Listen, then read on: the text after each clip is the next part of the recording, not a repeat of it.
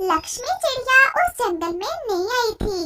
वो अंडे देने वाली थी और उसे समझ नहीं आ रहा था कि वो कोई सुरक्षित जगह कैसे ढूंढे।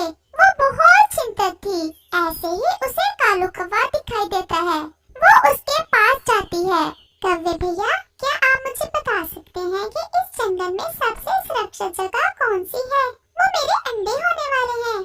चिड़िया बहन, इस जंगल में एक जालम चील रहती है। वो तो पक्षियों के अंडों की तलाश में रहती है। तुम ऐसा करो कि इस जंगल के बाहर एक मकई का खेत है, वो है भी बिल्कुल तैयार। तुम उसके अंदर अपना घोंसला बना लो, वहाँ पर चील की नजर नहीं पड़ेगी। आपका बहुत बहुत धन्यवाद जो आपने मुझे बता दिया उस चील के बारे में। मेरे तो पहले अंडे हैं और मैं तो अपने अंडों के लिए बहुत चिंतित हूँ। धन्यवाद कहने की कोई जरूरत नहीं है तुम्हें, ये तो मेरा कर्तव्य था। और फिर लक्ष्मी चिड़िया उस मकई के खेत की तरफ चली जाती है। वो मकई का खेत बहुत घना था। लक्ष्मी चिड़िया सारा दिन काम करती है और अपना घोंसला बना लेती है। शुक्र है मेरा घोंसला बन गया है, अब मेरे अंडे यहाँ पर सुरक्षित रहेंगे। और फिर अगले दिन लक्ष्मी चिड़िया अंडे दे देती है। वो बहुत खुश थी। उस मकई के खेत में घोंसला बनाने का एक फायदा उसे ये भी था कि उसे दाने की तलाश में दूर नहीं जाना पड़ता था। वो वहीं खेत से दाना खा लेती और अपने घोंसले में अपने अंडों के ऊपर बैठ जाती। लक्ष्मी चिड़िया हर दिन गिनकर गुजार रही थी कि अंडों से बच्चे कब बाहर आएंगे। और फिर आखिर वो दिन आ ही गया जब एक अंडा हिलना शुरू कर देता है और फिर उसमें से एक बच्चा बाहर आ जाता है और फिर दूसरा अंडा भी हिलता है, उसमें से भी एक बच्चा बाहर आता है। लक्ष्मी चिड़िया अपने बच्चों को देखकर बहुत खुश होती है। वो अपने बच्चों को दाना खिलाती है और उनका बहुत प्यार करती है। ऐसे ही रात हो जाती है और वो सब सो जाते हैं। और फिर ऐसे ही कुछ दिन गुजर जाते हैं और फिर एक दिन लक्ष्मी चिड़िया को पास ही में से इंसानों की बातें करने की आवाजें आती हैं। कल हम फसल काटना शुरू कर देंगे, धरंती लोहार को तेज करने के लिए दी हुई है, उसके पास से धरंती लेकर आना। और फिर वो इंसान ऐसे बातें करके वहाँ से चले जाते हैं। लक्ष्मी चिड़िया ये सब सुनकर बहुत परेशान हो जाती है क्योंकि अभी उसके बच्चों ने उड़ना शुरू नहीं किया था।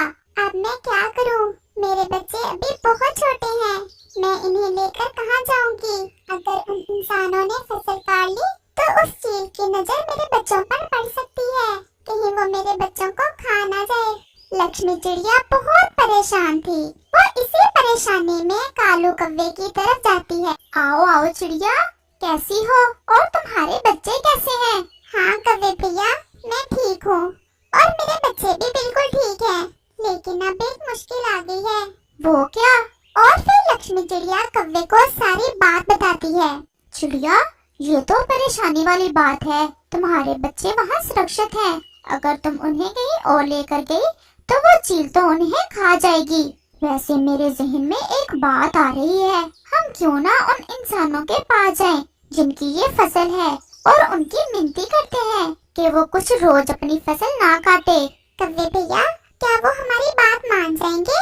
चिड़िया, कुछ इंसान तो बड़े स्वार्थी होते हैं और कुछ इंसान अच्छे भी होते हैं। हम जाकर बात करके देखते हैं, शायद वो इंसान अच्छे ही हो और वो मान जाएं। और फिर चिड़िया और कौवा उन इंसानों से बात करने चले जाते हैं। कौवे भैया, यही है वो इंसान जो फसल काटने की बातें कर रहे थे। अच्छा, तुम इधर ही बैठो, मैं जरा सावधानी से बात करता हूँ इनसे। ऐ इंसान, मुझे तुम बहुत अच्छे इंसान लग रहे हो, क्या तुम मेरी एक बात मान सकते हो? कहो, क्या बात है? तुम कुछ रोज अपनी मकई की फसल ना काटो, वो असल में मेरी दोस्त चिड़िया के छोटे छोटे बच्चे हैं जो आपके खेत में ही हैं। वो अभी बहुत छोटे हैं, वो ठीक से उड़ भी नहीं सकते। उन्हें ठीक से उड़ने में 2-3 दिन लग जाएंगे। जब तक वो उड़ नहीं पाते, आप तब तक फसल ना काटें। काले कौवे, तू कहीं पागल तो नहीं हो गया? एक आम सी चिड़िया के बच्चों के लिए हम अपनी कीमती फसल बर्बाद कर लें। बारिशों का क्या पता शुरू हो जाए। अगर बारिशें शुरू हो गई तो हमारी तो तैयार फसल बर्बाद हो जाएगी। चलो भाग जाओ यहाँ से, वरना एक लगाऊंगा। और कौवा वहाँ से आ जाता है। क्या हुआ कौवे भैया, क्या वो इंसान मान गया? नहीं चिड़िया, वो इंसान नहीं माना, वो बहुत लालची था, उसे कोई परवाह नहीं है हम पक्षियों की। अब हम क्या करेंगे कौवे भैया? वो इंसान बातें कर रहे थे कि दरंती लोहार को तेज करने के लिए दी हुई है। हम क्यों ना लोहार के पास जाएं और उसकी मिन्नत करके आएं कि वो कुछ दिन किसान को उसकी दरंती तेज करके ना दे, और अगर उस किसान को उसकी दरंती ना मिली तो वो अपनी फसल भी नहीं काट पाएगा। चिड़िया, वैसे बात तो तुमने ठीक की है, हम अभी जाते हैं लोहार की तरफ। और फिर वो दोनों लोहार की तरफ चले जाते हैं। लोहार जी, आप मुझे बहुत अच्छे इंसान लग रहे हैं, क्या आप मेरी मदद कर सकते हैं? क्या बात है चिड़िया, जल्दी बताओ, मैं ये दरंती तेज कर रहा हूँ, किसान आता ही होगा अपनी दरंती लेने के लिए। लोहार भैया, आप प्लीज कुछ दिन ये दरंती तेज ना करें। उस किसान के खेत में मेरा घोंसला है और घोंसले में मेरे छोटे छोटे बच्चे हैं। अगर किसान ने अपनी फसल काट ली तो मेरे बच्चों को चील खा जाएगी। चिड़िया, अपने बच्चों की तो तुम्हें फिक्र है, अगर मैंने किसान को दरंती ना तेज करके दी तो किसान मुझे पैसे नहीं देगा और मैं अपने बच्चों को भोजन कैसे खिलाऊंगा। और लोहार भी उनकी बात मानने से इनकार कर देता है और वो वहाँ से भी नाराज होकर आ जाते हैं और वो दोनों एक पेड़ पर बैठ जाते हैं। कौवे भैया, उस लोहार पर तो हमारी आखिरी उम्मीद थी, अब हम क्या करेंगे? चिड़िया, मेरे जहन में एक बात आ रही है। वो क्या कौवे भैया? बस हम यहीं बैठे रहते हैं और आगे तुम देखना मैं क्या करता हूँ। और फिर लक्ष्मी चिड़िया और कालू कौवा वहाँ ही बैठे रहते हैं। फिर कुछ देर बाद वो किसान भी अपनी दरंती लेने आ जाता है। वो जैसे ही अपनी दरंती लेकर वहाँ से गुजरने लगता है, कालू कौवा जल्दी से जाकर किसान से दरंती छीनकर उड़ जाता है। फिर क्या था, कौवा आगे आगे और किसान उसके पीछे पीछे। कालू कौवा वो दरंती लेकर सीधा सागर की तरफ ले जाता है और जाकर उस दरंती को सागर के पानी में गिरा देता है। मतलबी इंसान, अब काटो जाकर फसल। और किसान कौवे की चालाकी पर हैरान रह जाता है। अब तो नई दरंती बनने में 2-4 रोज लग ही जाने थे।